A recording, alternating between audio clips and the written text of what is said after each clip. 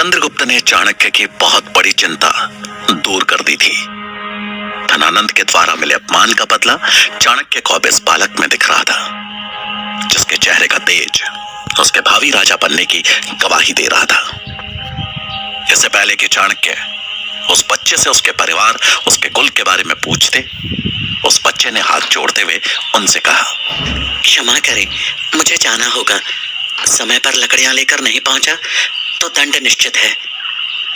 चाणक्य ये सुन थोड़ा चकित रह गए और उन्होंने उस बच्चे से सवाल किया, कौन देगा तुम्हें दंड?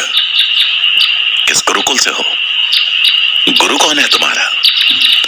चंद्रगुप्त ने उनकी तरफ हैरानी से देखते हुए बोला, गुरु नहीं, मेरा कोई गुरु नहीं है।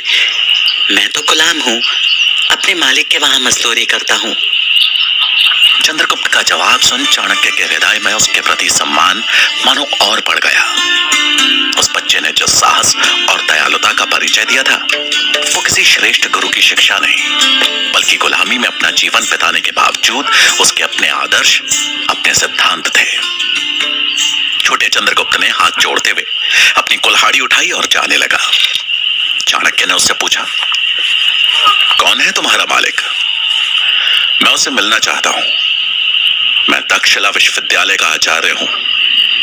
मैं चाहता हूं कि तुम मेरे साथ तक्षशिला चलकर अपनी शिक्षा पूरी करो। उस बच्चे ने पास ही रखे अपने से 2 गुने वजन के लकड़ी के गट्ठर को उठाते हुए मुस्कुराकर कहा, आप तक्षशिला के आचार्य हैं? मैं भी पढ़ना चाहता था, लेकिन शायद वो मेरे भाग्य में नहीं है। आप मेरे मालिक मन्ना देव से मिल सकते हैं, लेकिन मुझे लगता है आपकी कोशिश बेकार जाएगी। ये सुन चाणक्य ने उत्सुकता से सवाल किया, क्यों? बेकार क्यों जाएगी? चंद्रगुप्त ने उत्तर दिया, क्योंकि मन्ना देव अपने गुलामों को इतनी आसानी से नहीं छोड़ते। फिर भी अगर आप प्रयास करना चाहते हैं तो मैं आपको नहीं रोकूंगा। चाणक्य उस बच्चे की बात सुनकर मुस्कुराए और बोले, चलो देखते हैं, आज तुम्हारे मालिक की जीत होगी या मेरी? ऐसा कहकर वो चंद्रगुप्त के पीछे पीछे उसके गांव की तरफ चल दिए।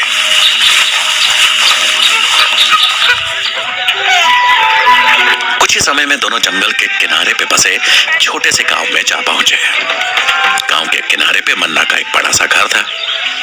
पूरे गांव में अलग से दिख रहे एक संपन्न घर को देख चाणक्य को समझने में देर नहीं लगी कि ये मन्ना का ही घर था। उसके पास चंद्रगुप्त जैसे सैकड़ों गुलाम थे, जिनसे वो अपने काम तो करवाता ही था और सही दाम मिलने पर उन्हें बेच भी देता था।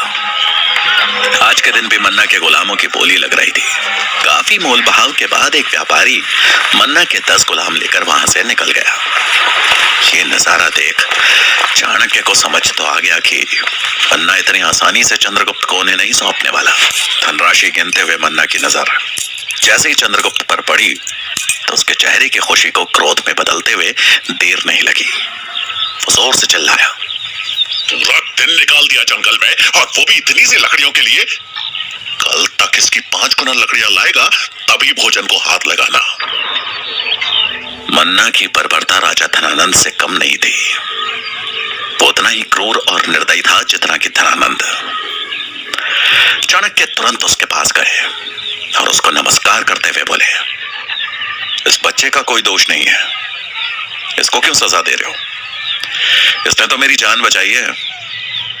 मन्ना ने उपहास करते हुए कहा, आपकी जान तो बच गई, लेकिन मेरा तो नुकसान हो गया ना। चुका दीजिए मेरे नुकसान का मूल्य, मैं इसको भोजन दे दूंगा। चाणक्य ने विनती करते हुए कहा, मान्यवर, मैं तक्षशिला विश्वविद्यालय का आचार्य चाणक्य हूं।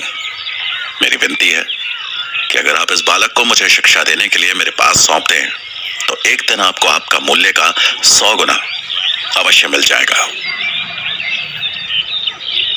चाणक्य की बात सुन मन्ना जोरों से हंसा और बोला, व्यापारी हूं मैं, मुझे सपने ना ही दिखाएं तो बेहतर होगा। जिस दिन उचित धनराशि लेकर आ जाएंगे, ये क्या, इससे बेहतर गुलाम दे दूंगा। और आखिर क्या देखा आपको इस नकारे में?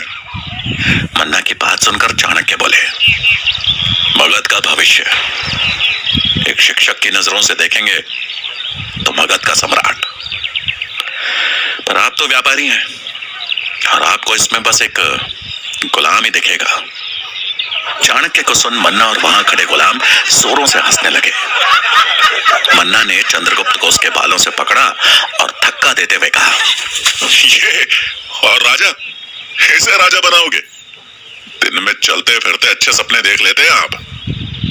चाणक्य से ये देखा नहीं गया और वो चंद्रगुप्त को जमीन से उठाते हुए गुस्से में बोले, सपने देखने का अधिकार उन्हीं को होता है जो उसे पूरा करना चाहते हो, और ये मैं अभी सिद्ध कर सकता हूं। मन्ना ने कुटिल मुस्कान के साथ चाणक्य को देखा और कहा, कैसे करेंगे सिद्ध? चाणक्य ने उत्तर दिया, लड़ा लीजिए इस बालक को अपने किसी भी योद्धा से। ये विजयी हुआ तो मेरा शिष्य बनेगा, और अगर हार गया तो मैं भी आपका गुलाम बन जाऊंगा। ये सुन मन्ना ने अट्टहास किया और अपने सबसे ताकतवर गुलाम को चाणक्य के सामने खड़ा कर कर कहा, हरा दीजिए मेरे गुलाम माया देव को बगैर किसी हथियार के, और ले जाइए अपने भावी सम्राट को। मन्ना का इशारा मिलते ही मायादेव चंद्रगुप्त के सामने आ खड़ा हुआ। मायादेव की विशाल कद काठी को देख चंद्रगुप्त घबरा गया। युद्ध शुरू होने से पहले चाणक्य चंद्रगुप्त के पास गए और उसके डर को कम करने के लिए उसके कान में कुछ कहा, और अगले ही पल चंद्रगुप्त और माया अखाड़े में एक दूसरे के सामने आ खड़े हुए। मायादेव ने पहला वार किया, लेकिन चंद्रगुप्त फुर्ती दिखाते हुए उसके प्रहार से बच किनारे की तरफ निकल गया। तभी वहां खड़े गुलाम ने चंद्रगुप्त को पकड़ वापस माया के सामने ढकेल दिया। माया ने फिर से उस पर वार किया, लेकिन चंद्रगुप्त एक बार फिर अपनी फुर्ती दिखाते हुए उसके प्रहार से बाल बाल बचा, और इस बार मौका मिलते ही उसने पूरी ताकत से मायादेव के घुटनों पे प्रहार किया। माया को एक पल के लिए झटका लगा। इससे पहले कि वो संभलता, चंद्रगुप्त ने उसी घुटने पे जोरदार दूसरा प्रहार किया। अब मायादेव का भारी भरकम वजन ही उसका दुश्मन बनने लगा। घुटने की चोट के चलते उसको चलने में दिक्कत होने लगी। चंद्रगुप्त अपना तीसरा प्रहार करता कि अचानक उसका ध्यान भटका और पलक झपकते ही वो माया के चंगुल में आ गया। मायादेव ने उसे हवा में घुमाया और एक तरफ किसी पत्थर की तरह फेंक दिया। वो जमीन पे जा गिरा। उस एक पल का भटकना चंद्रगुप्त को महंगा पड़ गया। चाणक्य ये देख थोड़ा निराश हो गए। मायादेव का वार देख मन्ना और वहां उपस्थित सभी गुलामों ने उत्साहित होकर हो हल्ला करना शुरू कर दिया। चंद्रगुप्त ने अपने को संभाला और उससे पहले कि मायादेव अगला वार करता, उसने उस शोर में दबी हुई दूर से आ रही एक चीख सुनी और तुरंत वहां से तेजी से भाग निकला। उसे भागता देख मन्ना चिल्लाया, अरे वो देखो आचार्य, भाग गया आपका राजा। अब हाथों में कमंडल नहीं, बेड़िया पहनने के लिए तैयार हो जाओ। ऐसा कहकर वो जोर जोर से हंसने लगा। चाणक्य को भी ये देख अचंभा हुआ, लेकिन उन्हें पता था कि चंद्रगुप्त डर से नहीं बल्कि किसी और कारण से वहां से भागा है। इससे पहले कि कोई कुछ समझ पाता, एक आदमी दौड़ते हुए वहां आ पहुंचा और मन्ना की तरफ देखते हुए बोला, आपकी पत्नी को वहां गौशाला में उस आदमखोर तेंदुए ने घेर लिया है। उनके प्राण संकट में हैं, जल्दी चलिए। ये सुनते ही मन्ना सन्न रह गया। चाणक्य को समझ में आ गया कि चंद्रगुप्त ऐसे क्यों अचानक भाग गया। मन्ना वहां से तेजी से गौशाला की तरफ भागा और उसके पीछे चाणक्य और बाकी लोग भी। इधर चंद्रगुप्त हवा की तेजी से भागता हुआ गौशाला के निकट आ पहुंचा। बाहर लोगों की भीड़ जमा थी। सभी चिल्ला रहे थे, कोई तो उसे बचाओ, अरे कोई तो अंदर जाओ। लेकिन गौशाला के अंदर जाने की हिम्मत किसी में ना थी। बिना समय गवाए चंद्रगुप्त गौशाला के अंदर प्रवेश कर गया। अंदर गायों के झुंड में भी अफरा तफरी थी। वो इधर उधर भागती हुई जोर जोर से आवाजें लगा रही थी। और उस आदमखोर तेंदुए को भला गाय से क्या मतलब? उसके मुंह पर तो मनुष्य के खून का स्वाद चढ़ चुका था। चंद्रगुप्त ने ध्यान दिया तो देखा कि मन्ना की पत्नी, जिसे वो माई बोलता था, गौशाला के पीछे के हिस्से से दबे पांव निकलने की कोशिश कर रही थी। लेकिन उसे अंदाजा नहीं था कि उसकी हरकत पे तेंदुए की नजर पड़ चुकी है। चंद्रगुप्त ने यह भांप लिया कि अब उसकी माई की जान खतरे में पड़ने वाली है को बचाने के लिए उसके पास ना के बराबर समय है। चंद्रगुप्त ने वहीं पड़े एक मजबूत लकड़ी के टुकड़े को बड़ी फुर्ती से बिना आवाज के अपने हाथ में उठा लिया। तेंदुआ जैसे ही माई की तरफ हमले के लिए बढ़ा, चंद्रगुप्त हवा में उछला और तेंदुए के सिर पे लकड़ी से जोर का वार किया। वार इतना घातक था कि तेंदुआ वहीं पे गिर गया और अपनी अंतिम सांसें गिनने लगा। माई, अब आप सुरक्षित हो। मैंने तेंदुए को मार दिया है। चंद्रगुप्त ने माई की तरफ देखते हुए कहा, जो इस हमले के डर से लड़खड़ाकर जमीन पे गिर गई थी। वो डर से कांप रही थी। चंद्रगुप्त ने उनके उठने में मदद की। उसी समय वहां पे मन्ना और उसके पीछे चाणक्य भी आ पहुंचे। मन्ना ने अपनी पत्नी के पास आकर चिंतित होते हुए पूछा, तुम ठीक तो हो? हाँ, मैं ठीक हूँ। इसने मेरी जान बचा ली, नहीं तो जाने क्या हो जाता। ये बोलते वक्त मन्ना की पत्नी की आंखों में कृतज्ञता के भाव थे। मन्ना भी चंद्रगुप्त की बहादुरी देखकर हैरान था।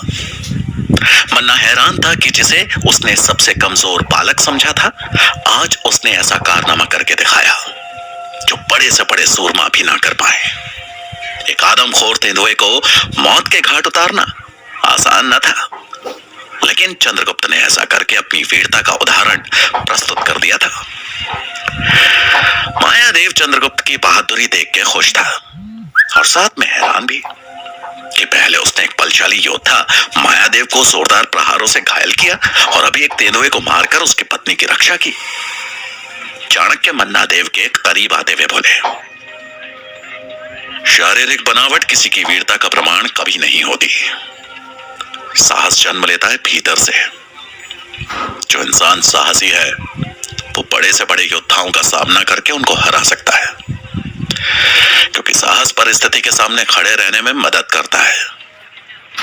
मन्ना देव अपनी पिछली बातों पे पछतावा महसूस कर रहा था, लेकिन फिर भी उसने हिम्मत जुटाते हुए पूछा, क्षमा करें आचार्य, लेकिन एक प्रश्न अभी भी मेरे मन में चल रहा है कि पहलवान मायादेव से लड़ने के पहले आपने इसको कान में क्या बोला था?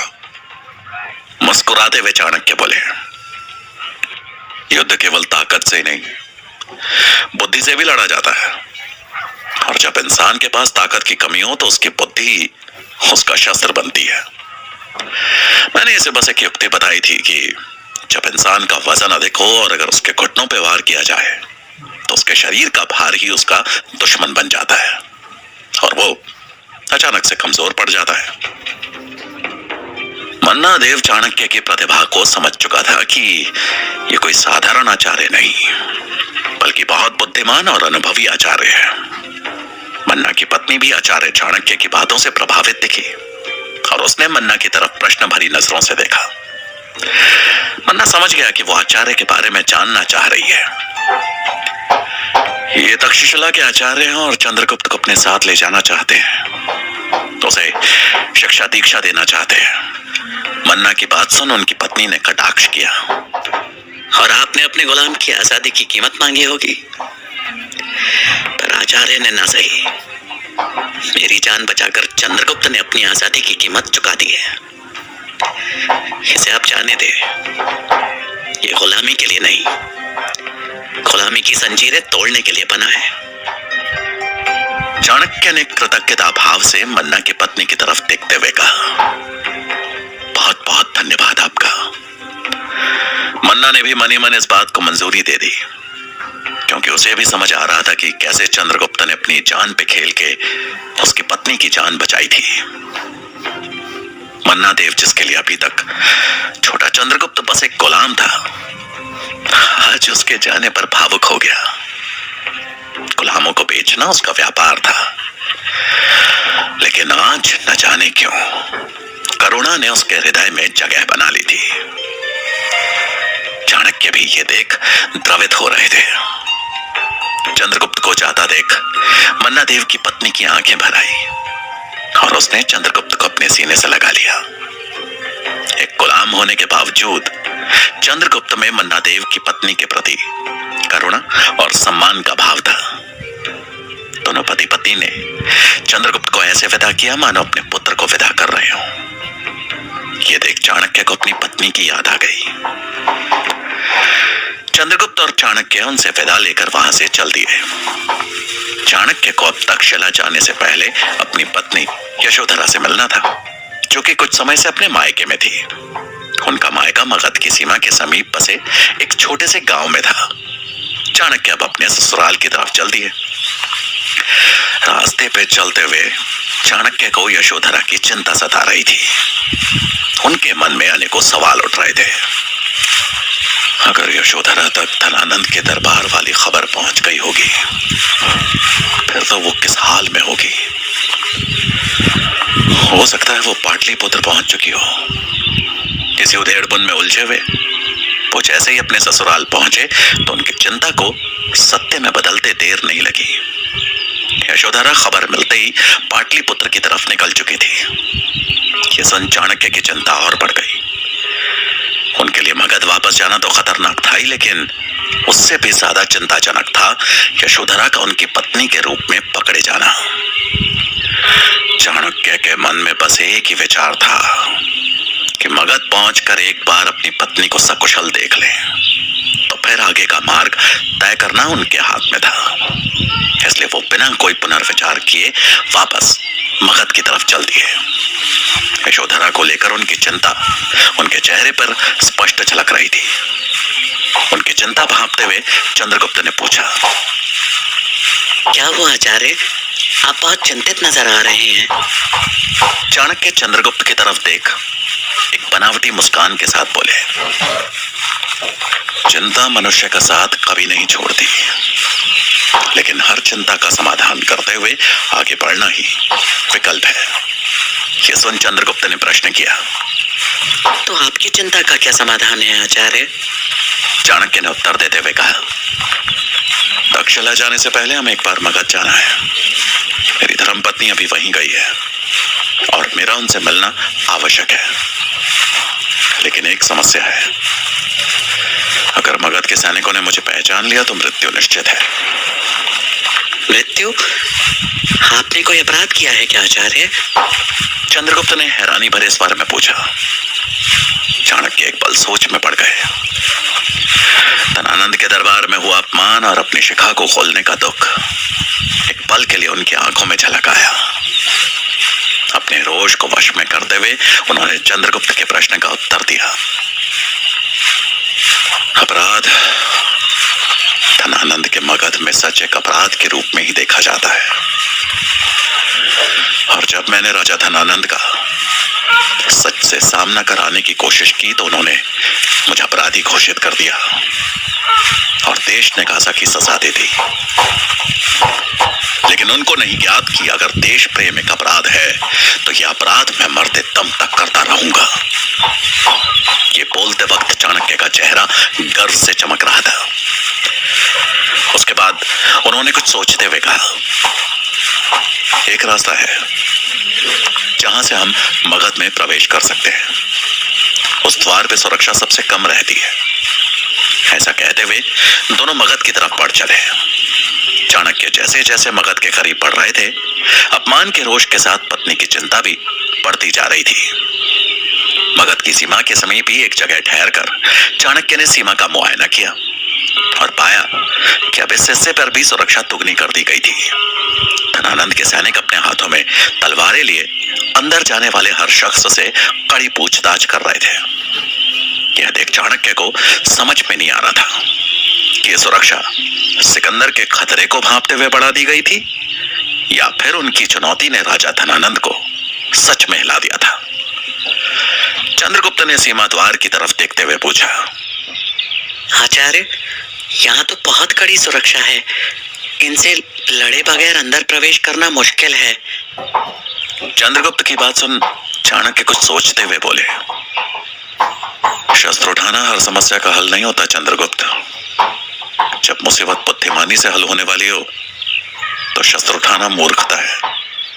यह कहकर चाणक्य ने वहां पास ही में दिख रही कुछ जड़ी बूटियों को पीसकर उनका लेप तैयार किया और एक वैद्य का भेष धारण कर चंद्रगुप्त को साथ ले मुख्य द्वार की तरफ बढ़ गए। चाणक्य भी अन्य नागरिकों की तरह कतार में लग गए। कि तभी एक सैनिक ने कतार में उनके आगे खड़े पुरुष को अचानक से कुछ पूछताछ के बाद बंदी बना लिया। ये किसी को समझ में नहीं आया कि उसका कसूर क्या था, लेकिन चाणक्य समझ गए कि ये जरूर किसी राज्य का कोई गुप्तचर होगा और शायद इसी की तलाश के लिए आज इतनी कड़ी पहरेदारी लगाई हुई है। लेकिन अब बारी थी चाणक्य की। इससे पहले कि वो सैनिक चाणक्य से कोई प्रश्न करता, उन्होंने उसके सामने लेप रखते हुए उसे नमन किया और बोले, इससे पहले कि आप मुझसे प्रश्न करें, मैं आपसे विनती करता हूं कि अपने हाथ पर हो रहे इस घाव पर ये लेप लगा लें। मेरी चिकित्सा विज्ञान की शिक्षा कह रही है कि अगर इस घाव का जल्दी ही उपचार नहीं किया गया तो ये घातक बन सकता है। आप एक कर्तव्यनिष्ठ सैनिक हैं और एक आचार्य होने के नाते मेरा प्रथम दायित्व है मेरे और मेरे परिवार की रक्षा कर रहे सैनिक की हर संभव सहायता करना। चाणक्य की बात सुन वो सैनिक एक पल के लिए अचंभित रह गया, लेकिन उनकी आंखों में झलक रहे सत्य और करुणा के भाव को देख उसने बगैर कोई प्रश्न किए चाणक्य का धन्यवाद किया और उन्हें प्रवेश करने की अनुमति भी दे दी। अब चाणक्य चंद्रगुप्त के साथ अपने घर के निकट पहुंच गए, लेकिन गली में मुड़ने से पहले ही अचानक उनके कदम ठहर गए। चंद्रगुप्त ने हैरान होते हुए पूछा, क्या हुआ आचार्य, आप यूं अचानक रुक क्यों गए? चाणक्य ने इधर उधर देखते हुए कहा, धनानंद के गुप्त सैनिक मेरे घर के आसपास हो सकते हैं, जो संभवतः मेरी ही प्रतीक्षा कर रहे होंगे। तो अब क्या करें आचार्य? चंद्रगुप्त ने कहा, एक उपाय है, तुम एक भिक्षुक के वेश में मेरे घर जाओ। अगर कोई सैनिक यहाँ पे पहरेदारी दे रहा होगा तो खुद ही पता चल जाएगा। चाणक्य ने चंद्रगुप्त की तरफ देखते हुए कहा। चंद्रगुप्त ने हामी भरी और एक तरफ चल दिया। वो कुछ ही पलों में चाणक्य के घर के बाहर था। उसने हर तरफ नजर दौड़ाई, लेकिन वहां पे ऐसा कोई भी सैनिक या फिर गुप्त सैनिक नहीं दिखा। चंद्रगुप्त ने कुंडी खटखटाई और कुछ समय बाद यशोधरा ने दरवाजा खोला। यशोधरा का चेहरा चिंता में जैसे पीला पड़ चुका था। अपने स्वामी की कोई खबर न मिल पाने की चिंता उसके चेहरे पर साफ दिख रही थी। माता, कुछ भिक्षा मिलेगी? चंद्रगुप्त ने बड़े सहज अंदाज में कहा। यशोधरा का मन अंदर से विचलित था, लेकिन घर पर आए भिक्षुक को खाली हाथ तो नहीं भेज सकती थी।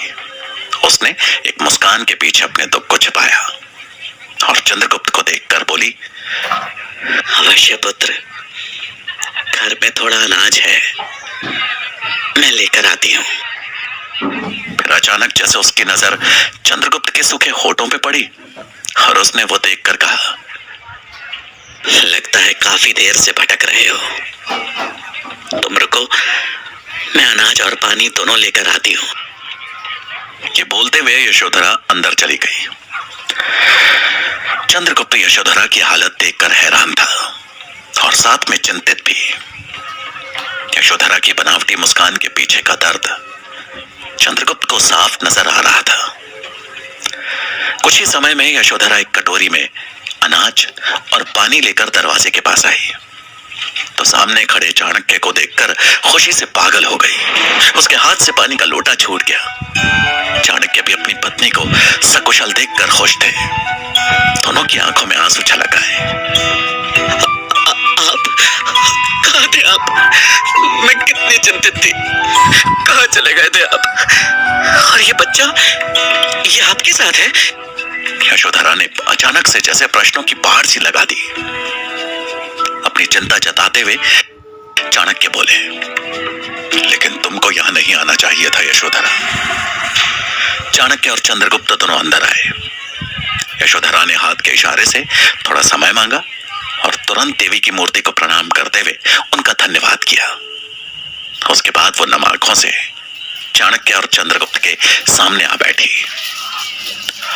चाणक्य ने अपनी पत्नी के सवालों का एक एक करके उत्तर दिया और धनानंद के दरबार में हुए अपमान और फिर चंद्रगुप्त के मिलने के बारे में सब कुछ विस्तार से बताया और फिर अंत में कुछ सोचते हुए बोले, यशोधरा, मुझे लगता है कि ज्योतिष महत्वाचार्य तरह की भविष्यवाणी सच होने वाली है।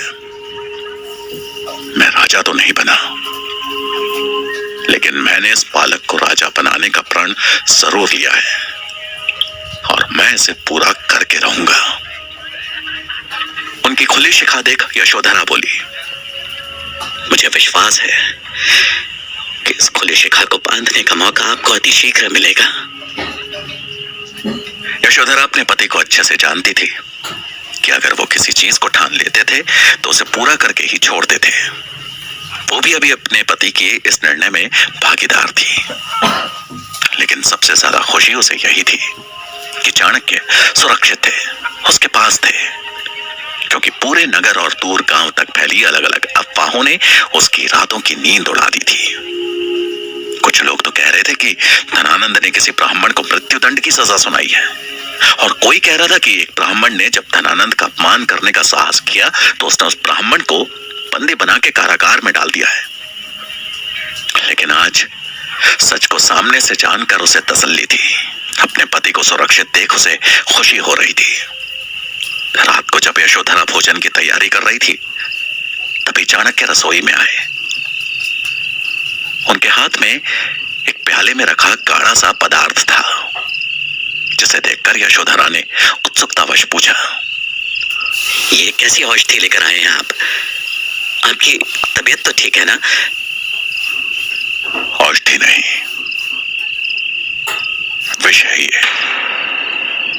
ये सुनकर यशोधरा सन्न रह गई और संदेह भरे भावों में उसने पूछा, विष? लेकिन ये किस लिए स्वामी? ये चंद्रगुप्त के लिए है। एक बालक को जहर देने की बात जानकर यशोधरा के होश उड़ गए। उसे नहीं समझ आया कि चाणक्य ऐसा क्यों बोल रहे हैं। एक छोटे से बालक को इतना घातक जहर देने की बात क्यों कर रहे हैं वो? क्या सच में यशोधरा दे पाएगी चाणक्य और चंद्रगुप्त को जहर? कहानी आगे किस मोड़ पे होगी जानने के लिए सुनते रहिएगा चाणक्य। अगला भाग बहुत जल्द आने वाला है। स्टोरी को शेयर कीजिएगा, चैनल को सब्सक्राइब जरूर कीजिएगा। नमस्कार।